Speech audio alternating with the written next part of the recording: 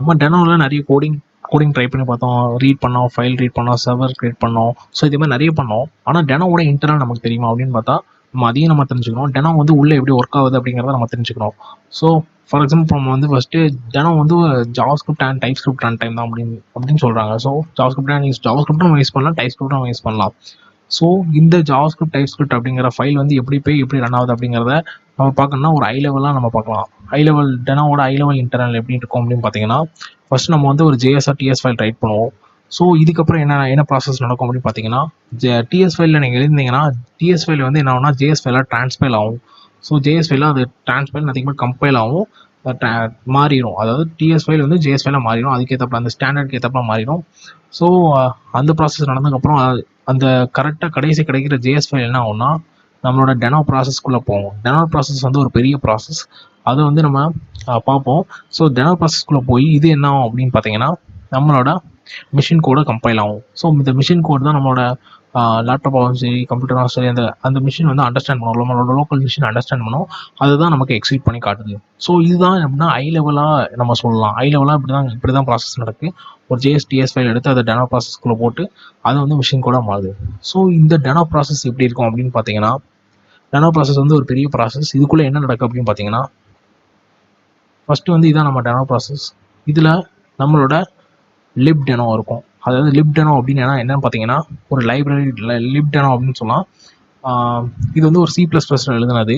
So இது வந்து என்ன பண்ணால் இதுக்குள்ளே என்ன இருக்கும் அப்படின்னு பார்த்தீங்கன்னா நம்மளோட V8 இன்ஜின் இருக்கும். அந்த V8 இன்ஜின் எதுக்கு அப்படின்னு பார்த்தீங்கன்னா, V8 இன்ஜின் வந்து என்ன பண்ணும் அப்படின்னா நம்மளோட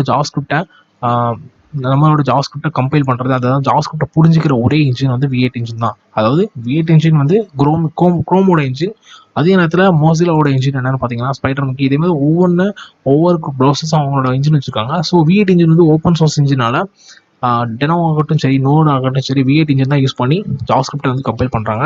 ஸோ V8 இன்ஜின் வந்து என்ன பண்ணால் நம்மளோட ஜாவாஸ்கிரிப்ட் ஃபைல் எடுத்துக்கும். ஸோ டைப் ஸ்கிரிப்டில் நம்ம எழுதுவோம், ஆனால் அதுவுமே ஜாவாஸ்கிரிப்டாக மாதிரி இந்த V8 இன்ஜின் கூட தான் பாஸ் ஆகும்.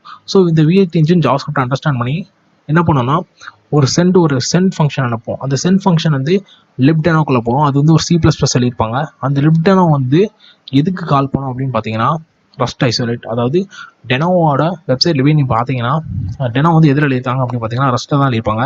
ஸோ அந்த டெனோலாம் நீங்கள் எழுதின அந்த கோர் மாடியூல்ஸ் பார்த்தீங்கன்னா கோரில் அந்த ரீட் ஃபைல் ஆகட்டும் சரி, ரைட் ஃபைல் ஆகட்டும் சரி, இது எல்லாமே ரஸ்ட்டோட ஃபங்க்ஷன் தான். அதே பேரில் ரஸ்ட் ஃபங்க்ஷன் இருக்கும். ஸோ இது நம்ம சென்ட் பண்ணும்போது அது அங்கே போய் கால் பண்ணி ரஸ்ட் ஐசோலேட்டை கால் பண்ணும். ரஸ்ட்டு வந்து என்ன பண்ணும் அப்படின்னு பார்த்தீங்கன்னா டோக்கியோ அப்படிங்கிற த்ரெட் பூலுக்கு போகும். அதில் தான் நம்ம ப்ராசஸ் நடக்கும். இதில் வந்து 4 த்ரெட்ஸ் இருக்கும். த்ரெட் 1, த்ரெட் 2, த்ரெட் 3, த்ரெட் 4 நிறைய த்ரெட் இருக்கும். ஸோ அதில் ப்ராசஸ் நடக்கும். ஒவ்வொரு த்ரெட்லையும் ஒரு ப்ராசஸ். ஸோ ப்ராசஸ் நடந்து தேவைப்பட்ட த்ரெட்டை யூஸ் பண்ணிட்டு இப்போ இந்த ரிசோர்ஸ் அப்படின்னா என்ன பார்த்தீங்கன்னா ஸ்டாண்டர்ட் இன்புட் அவுட்புட்டு, அதே மாதிரி TCP சாக்கெட்ஸ், இது எல்லாமே கிரியேட் பண்ணுறது தான் அந்த ரிசோர்ஸோட வேலை. இதுக்குள்ளே போயிட்டு இப்போ இது வந்து என்ன பண்ணால் அதாவது கால் பேக் ஃபங்க்ஷனை கால் பண்ணி ரிசீவ் பண்ணோம். ஸோ இது வந்து திருப்பி டோக்கியோ வந்து ரஸ்ட் ஐசோலேட்டுக்கு அனுப்பிடும். ரஸ்ட் ஐசோலேட் என்னன்னா லிப்டெனோக்கு திருப்பி அனுப்பிடும். லிப்டெனோல ஒரு கால் பேக் ஃபங்க்ஷன் உண்டு, அது வந்து V8 இன்ஜினுக்கு கால் ஆகும். ஸோ கடைசியாக நம்ம ஜாவாஸ்கிரிப்ட் ஃபைல் ரிசீவ் ஆகி மிஷின் கூட நமக்கு கிடச்சிடும். அந்த மிஷின் கூட தான் நம்மளோட லோக்கல் மிஷின் வந்து ரன் ஆகுது.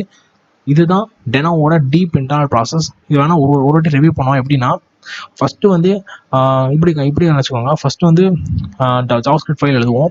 அது வந்து V8 இன்ஜின்குள்ளே போவோம். V8 இன்ஜின் என்ன பண்ணால் லிப்டெனோவை கால் பண்ணுவோம். லிப்டெனோ என்ன பண்ணா ரஸ்ட் ஐசோலேட், அதோட அந்த ரஸ்ட்டில் ஃபங்க்ஷன் இருப்பாங்க. அது இதே ஃபங்க்ஷனை ரஸ்ட்டில் இம்ப்ளிமெண்ட் பண்ணியிருப்பாங்க. ஸோ அதில் போய் ப்ராசஸ் நடந்துட்டு அது வந்து என்ன பண்ணும் அப்படின்னா டோக்கியோ ரிசோர்ஸ் அதெல்லாம் யூஸ் பண்ணிவிட்டு அது மூலமாக கடைசியாக நமக்கு வந்து ஒரு ப்ராசஸ் வந்து ஒரு கால் பேக் ஃபங்க்ஷன் கால் ஆகும். இதெல்லாம் பண்ணி முடிச்ச உடனே அது எங்கே நடக்கும் அப்படின்னு பார்த்தீங்கன்னா லிப்டெனோவில். ஸோ அந்த லிப்டெனோவில் அந்த கால் பேக் ஃபங்க்ஷன் கால் ஆகி முடிச்சோடனே V8 இன்ஜினுக்கு திரும்பி வந்து ஜாவாஸ்கிரிப்ட் கோட் கம்பைல் ஆகி நம்ம கடைசியாக மிஷின் கோட் கிடைக்கும். ஸோ இதுதான் டெனோவோட கம்ப்ளீட் இன்டர்னல் ப்ராசஸ். இது உங்களுக்கு புரிஞ்சுக்கணும்னு நினைக்கிறேன்.